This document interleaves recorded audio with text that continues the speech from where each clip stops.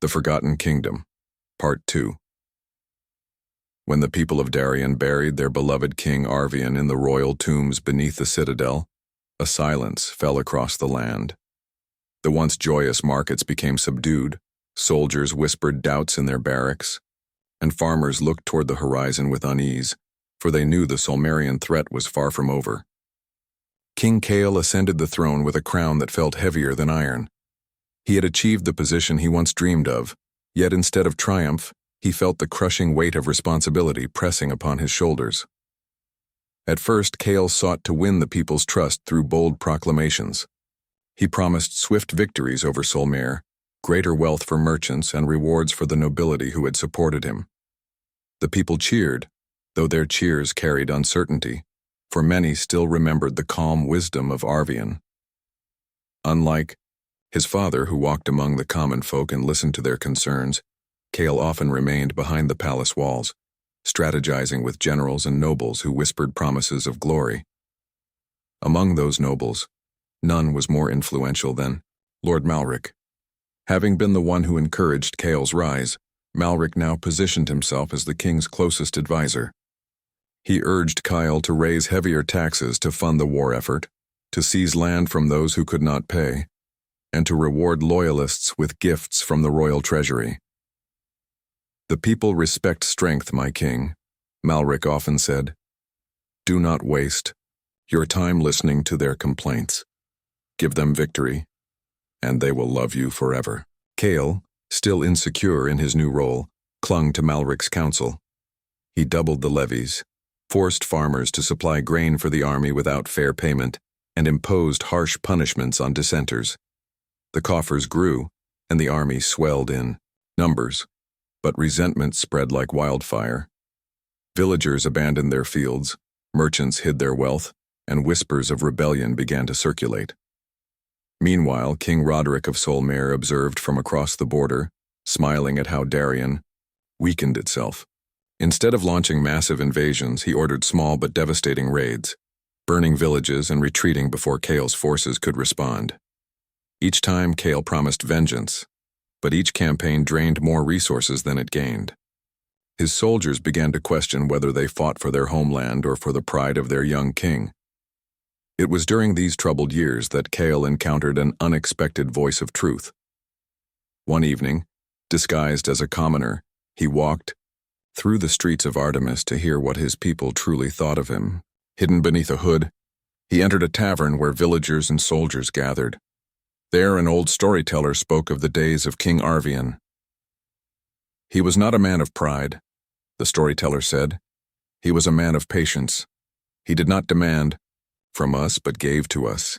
He was not quick to anger, but when he fought with justice. Now we have a king who seeks glory more than peace, and we pay the price for his ambition." Kyle clenched his fists, his pride wounded. He wanted to stand and reveal himself, to silence the old man with the authority of his crown. But instead, he slipped away into the night, his heart heavy with shame. The words echoed in his mind, reminding him of his father's final lesson. Yet still he struggled to let go of pride, for admitting his mistakes would mean admitting weakness. The years dragged on. The war with Solmer consumed more lives than anyone could count. Villages that had once thrived lay abandoned, their fields overgrown with weeds. The markets of Artemis no longer overflowed with goods but stood half empty, their merchants ruined by taxes and war. Kale's court, once filled with nobles eager to flatter him, grew divided as rival factions competed for influence. Even Malric, his closest advisor, began plotting in secret, whispering to Solmer's envoys with promises of betrayal should Kale ever falter. Kale's heart grew weary. He longed for peace but feared it would be seen as weakness. He longed for his father's counsel but knew he could never hear it again. His nights were restless, haunted by dreams of Arvian's final words. "Power without wisdom leads only to destruction." Then came the darkest day in Darien's history. Solmer, having weakened the kingdom through years of raids and spies, launched a full-scale invasion. Their armies marched like thunder, and with the aid of traitorous nobles, they breached the borders with ease. Kale gathered his forces and met them on the plains of Vanar, where the final battle for Darien's survival would be fought. The clash was fierce and bloody.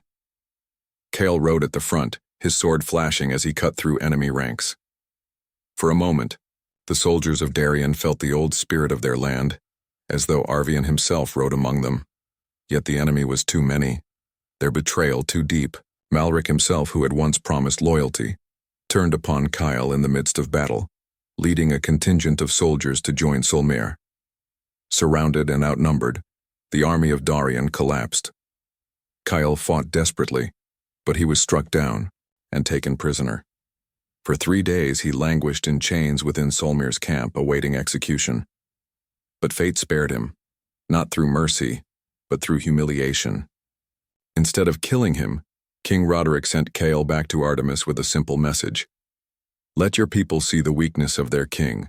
Let them know that Darien belongs to Solmer now. Broken and disgraced, Cale returned to his capital where his people looked upon him not as a savior, but as the man whose pride had led them to ruin. The citadel of Artemis surrendered soon after, and Darien became a vassal to Solmer. The proud kingdom that had once been the jewel of the land was reduced to a shadow of itself.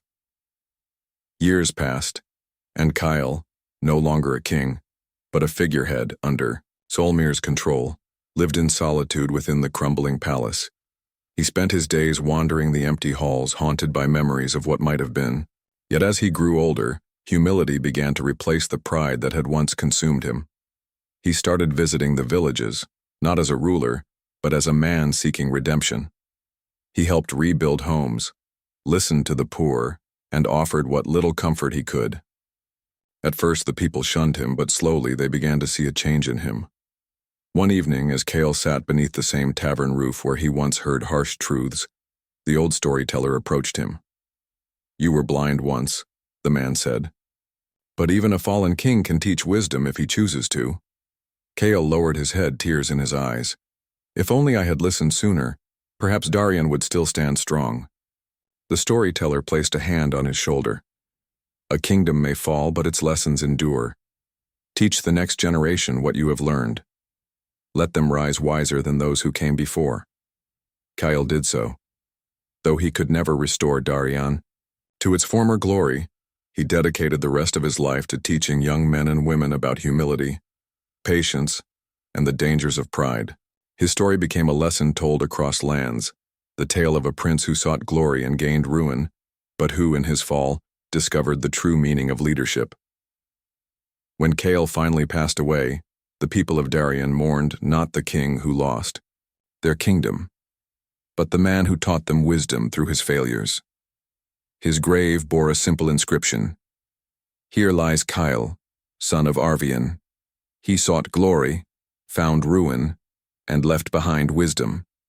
And thus, the moral of his life echoed across generations. Pride builds nothing that lasts, but humility and wisdom can turn even failure into a legacy.